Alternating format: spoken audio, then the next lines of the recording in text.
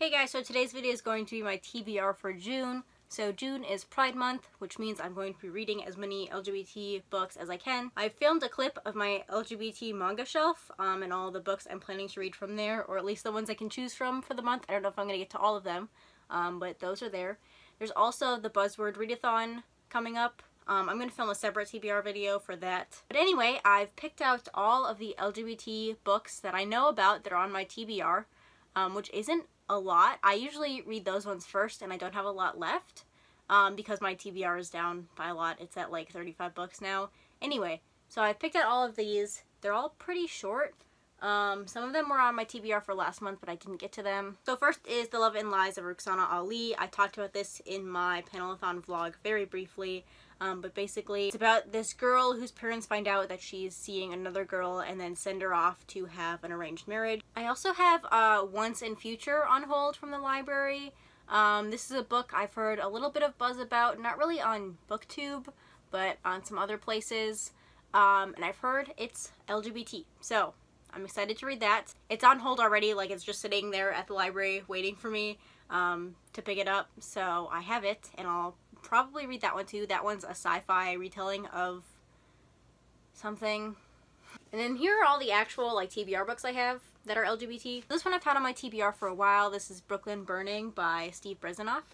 I believe the protagonist of this one is gender fluid or non-binary. Other than that, I really don't know anything about this. I've had it on my TBR for a while, but it's really short, so it should not take that long. Oh, apparently the author lives in Minnesota, which is where I live, so that's why I bought this. I guarantee you that's why I bought this book.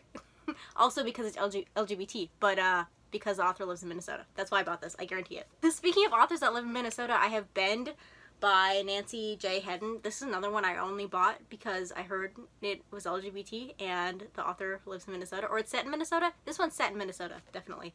I think it's about a girl who lives in a small town in Minnesota and has to deal with like small town mentality when she's not straight. So yeah. Then I have Picture Us in the Light by Kelly Loy Gilbert.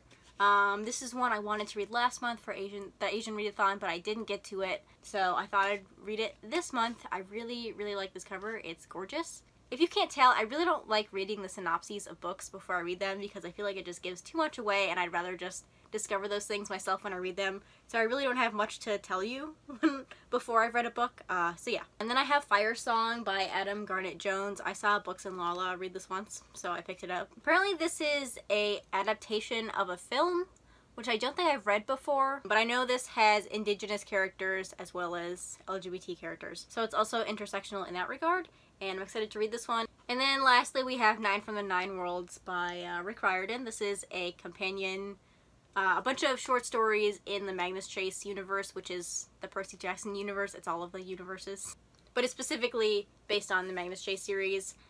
I love Rick Riordan. I love all his series. I think Magnus Chase is like my second favorite, very close to my favorite.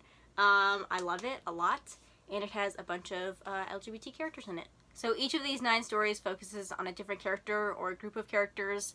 Alex is gender fluid. I guarantee she will be in this, as well as Magnus, the main character, who Alex is his love interest. So here's my LGBT manga shelf. I've pulled forward the ones that I haven't read, which I've realized is most of them.